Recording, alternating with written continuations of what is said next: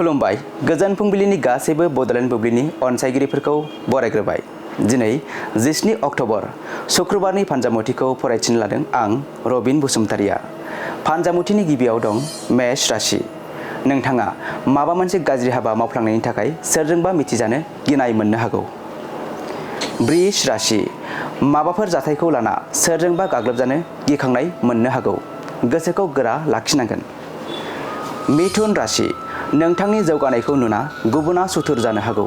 सुथुरा नोंथांनि खहा खालामनो हागौ। कर्कट राशि। नोंथाङा दिनैनि सानाव जेराव मेराव गोग्लैलाबायनो हागौ।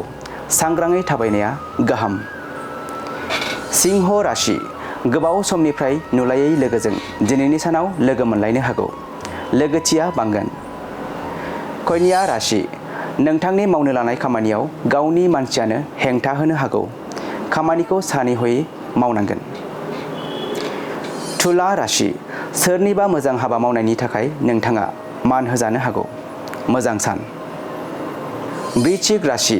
नोंथाङा माबाफोर आनजाद होनाय दंब्ला उथ्रिसार जानो हागौ। खुसिनि सान। धनु राशि। माबाफोर जेंनानि थाखाय नोंथाङा जोबोद जार्लायाव गोग्लैनांनो हागौ। जेंना गोनां सान। मकर राशि। नोंथाङा बिमानि सुखुनि थाखाय गावनि माबाफोर खहा गोनां हाबा मावनांनो हागौ। कुम्भ राशि। नोंथाङा सोरनिबा गोसो थोनायनि बान्दोआव गोग्लैनांनो हागौ। गोसोखौ उसुखुथु मोनबाय थागोन। आरो मीन राशि। गोब्राब नाजानायनि गोथार फिथाइखौ मोनफुंनो हागौ। मोजां सान।